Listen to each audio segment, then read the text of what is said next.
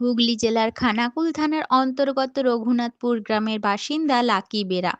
বয়স 24 বছর। বর্ধমান মেডিকেল কলেজে ভর্তি হন এবং যমজ সন্তান পৃথিবীর আলো দেখল।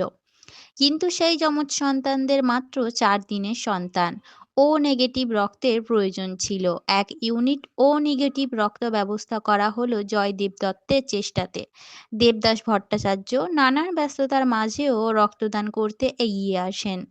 জয়দেব দত্তের পূর্ণ চেষ্টাতে এবং হেমরাজ ব্লাড সেন্টারের কর্মীবৃন্দের আন্তরিক সহযোগিতায় রোগীর পিতার হাতে রক্ত তুলে দেওয়া সম্ভব হলো।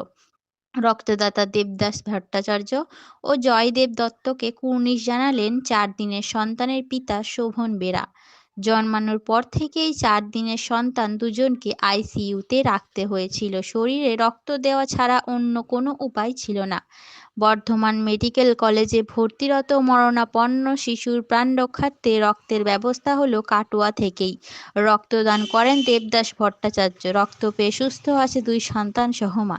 আমাকে জয়দেবদা বললেন যে বর্ধমানে দুটো যমজ বাচ্চা আর কি ভর্তি আছে, 4 দিন হয়েছে সবে, এবং ব্লাডের খুব দরকার, ওই জন্য আজকে আমি ব্লাড দিতে এলাম। আমার রক্তের গ্রুপ ও নেগেটিভ।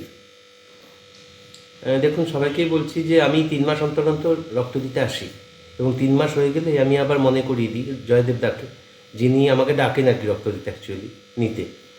তো আমি সবাইকেই বলবো যে রক্ত দিন আপনারা সবাই, 3 মাস অন্তর রক্ত দেওয়াই যায়, এবং রক্ত দিলে আপনার ক্ষতি তো হবেই না, উপরন্তু আমাদের সমাজে কিছু কাজ হবে যে কাজ আমরা করার সুযোগ পাই না, সারাদিন হয়তো ব্যস্ত থাকি, কিন্তু এটা একটা মহৎ কাজ যদি আপনারা করতে পারেন।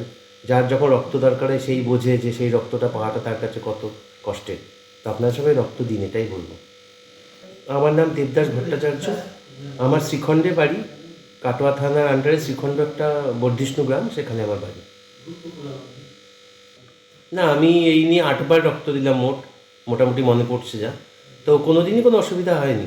একজন সুস্থ মানুষের অসুবিধা হওয়ার কথাও না, আমারও কোনো অসুবিধা হয়নি।